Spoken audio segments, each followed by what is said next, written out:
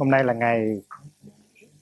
là ngày mùng 4 tháng 2 năm 1993. Chúng ta ở tại Sông Thượng và chúng ta học có tiếp 50 bài tụng duy biểu.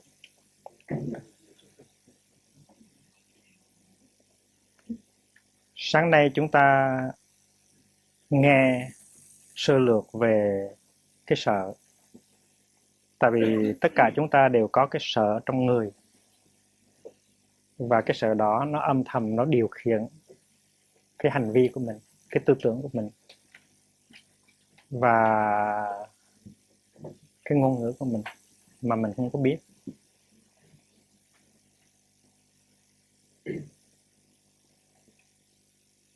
Con người của chúng ta nó có một cái chiều sâu và nó có một cái bề mặt. Và chúng ta hãy tập sống với cái chiều sâu của con người của chúng ta. Chúng ta đừng có nên sống với là cái bề mặt không thôi. Những cái trong đời sống hàng ngày có thể là chúng ta tiếp xử với người, với vật, làm việc mà chúng ta chỉ sử dụng cái bề mặt của chúng ta thôi. Và có khi chúng ta nghĩ rằng chúng ta chỉ là cái bề mặt đó. Kỳ thực là chúng ta sâu hơn nhiều. Và tu học là để tập sống cái chiều sâu của mình. Cái bề mặt của chúng ta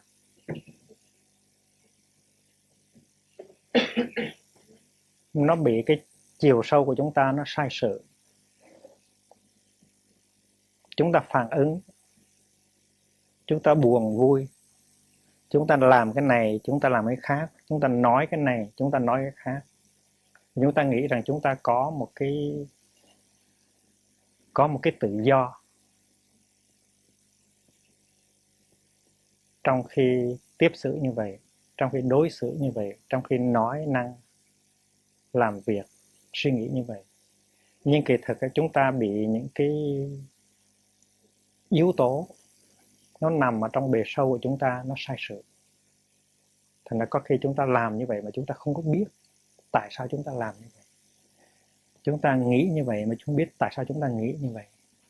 Chúng ta nói như vậy mà không biết tại sao chúng ta nói như vậy. Thành ra giữa hai con người của chúng ta, con người sâu với con người cạn, nó có một khoảng cách.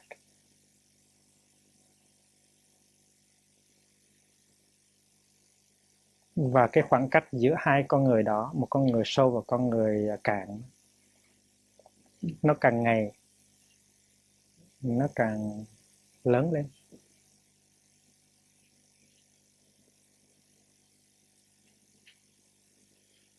Rồi thì một ngày mai chúng ta thấy là chúng ta không có thích ứng được vào cuộc đời, mà cũng không có thích ứng vào chính ta.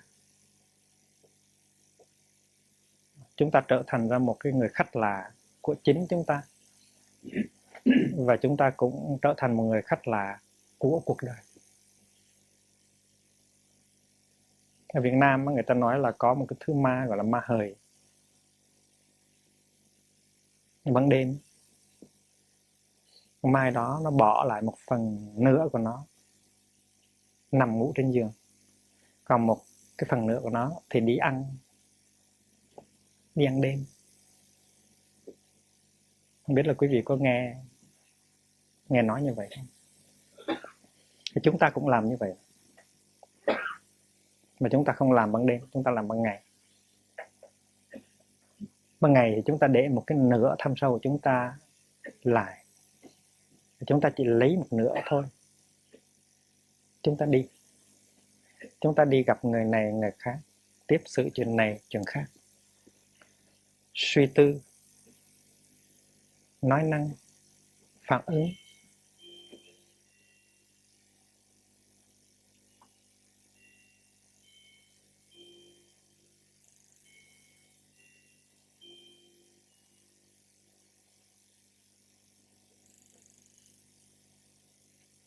Và vì vậy cho nên cái đời sống của chúng ta không có sâu. Tại chúng ta chỉ sống một nửa thôi, hoặc là ít hơn một nửa. Cho nên tu tập trước hết là phải nối hai phần của con người của chúng ta lại. Mỗi khi mình nói, mình suy nghĩ, mình làm cái gì, mình phải ý thức được là những cái nói năng, những suy nghĩ, những hành động đó nó có những cái gốc rễ nào trong cái phần thâm sâu của mình. Cái phần thâm sâu đó nó dính liền với vũ trụ, nó dính liền với tổ tiên, với ông bà.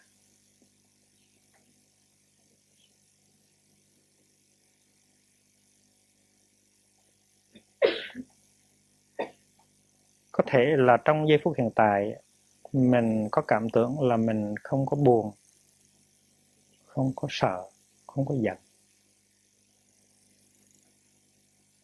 là tại vì cái buồn, cái sợ, cái giận đó nó nằm ở phía dưới và mình chỉ sống bằng cái khúc trên thôi. Thành mình thấy là cái giây phút đó mình có buồn, có giận, có sợ.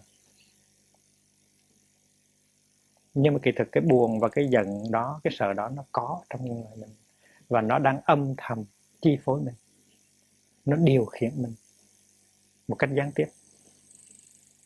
Cho nên những cái đó gọi là những cái truyền sự Samyojana, truyền sự, những cái nó cột mình và nó sai sự mình.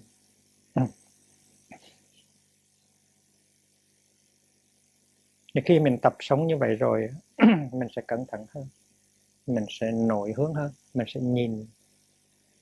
nhìn vào mình một cách sâu sắc hơn. Tại sao mình nói như vậy? Tại sao mình buồn như vậy? Tại sao mình suy nghĩ như vậy? Và tại vì có những cái hạt giống, tại vì có những cái nội kết, tại vì có những cái tập khí, tập quán ở trong cái phần sâu của con người mình, nó khiến cho mình làm như vậy, nói như vậy và suy nghĩ như vậy. Tu học mà không có làm được chuyện đó thì sẽ không đi tới sự chuyển hóa. Cho nên mình phải kết hai cái phần của mình lại.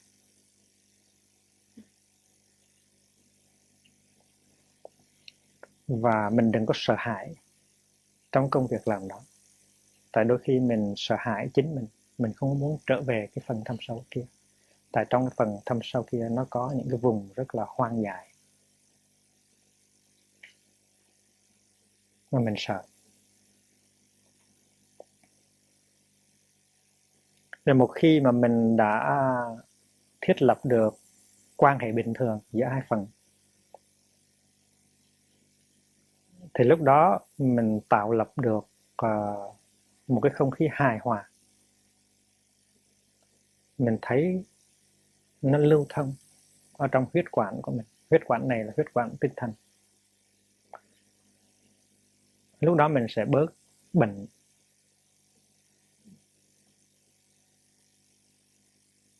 Tại vì sự chia cắt con người của mình ra hai phần như vậy nó tạo ra rất nhiều chứng bệnh. Chúng ta đã từng thấy có những người họ nói cười suốt ngày, giống như là một người rất là vui. Và chúng ta nói, tại sao anh không có ngưng lại một chút để thở? Tại sao chị không có ngưng lại một chút để thở? Tại sao cứ nói và cười suốt ngày như vậy?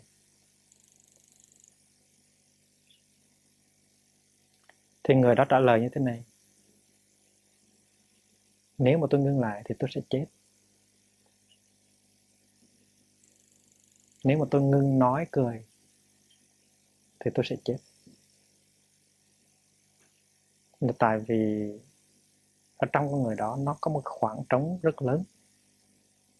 Và người đó phải tìm cách để mà khỏa lấp cái khoảng trống đó bằng tiếng động, bằng tư tưởng, bằng nói cười. Và nếu không thì trở về cái khoảng trống không đó, người đó không chịu đựng đó. Mà khoảng trống không đó nó nằm ở cái phần dưới của mình. Người đó chỉ muốn cắt một phần trên và làm cho nó đầy cái phần trên thôi. Cho nên những người đó khi mà trở về với nội tâm họ rất đau khổ. Và họ không muốn trở về. Họ không thích nghe chuông. Họ không thích đi thiền hành. Họ không thích ngồi thiền. Và tại vì làm những chuyện đó, họ bắt buộc phải trở về với cái phần thâm sâu nhất của họ. Nên đối với một người nói và cười suốt ngày như là một người hoạt động vui vẻ lắm, mình có thể thấy ở trong con người đó có một chứng bệnh phóng thể, tức là mình bị chia cắt ra bởi chính mình. Những người như vậy cần tăng thân, cần sự tu tập để có thể trở về và nối liền hai cái phần của mình lại với nhau.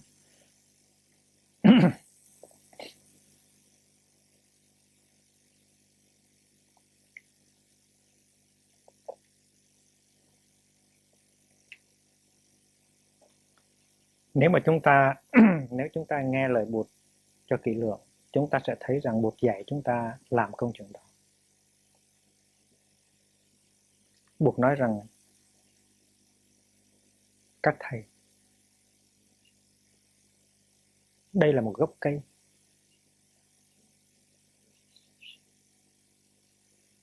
Các thầy ngồi xuống đi. Đây là một cái gian phòng vắng. Các thầy ngồi xuống đi. Đây là một con đường thiền hành vắng vẻ. Các thầy đi. Mình đâu có cần nhiều. Mình chỉ cần một gốc cây, một gian phòng trống, một con đường thiền hành vắng vẻ, để mình trở về với cái phần thâm sâu đó của mình. Chứ còn nếu mà mình cứ sợ và suốt ngày mình muốn chung đụng với đám đông, thì tức là mình thường trực đi trốn, không có chịu trở về.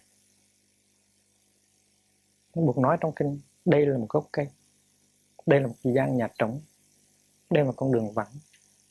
Các thầy trở về đi, các thầy thực tập đi. Đâu có cần phải chùa to thật lớn mới làm chuyện này.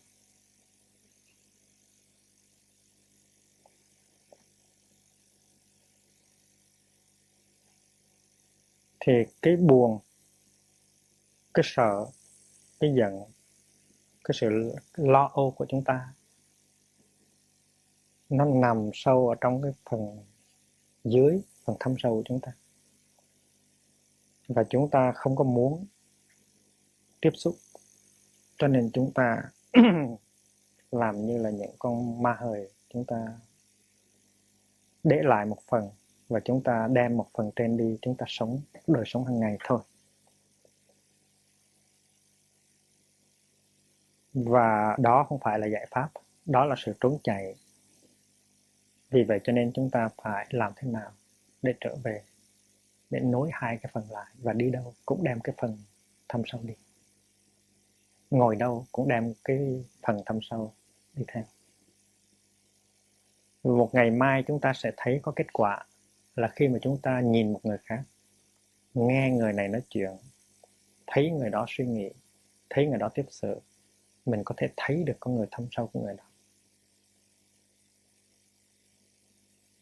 Mà thấy được con người thâm sâu người đó rồi, mình mới hiểu tại sao người đó nói như vậy, người đó làm như vậy, người đó nghĩ như vậy.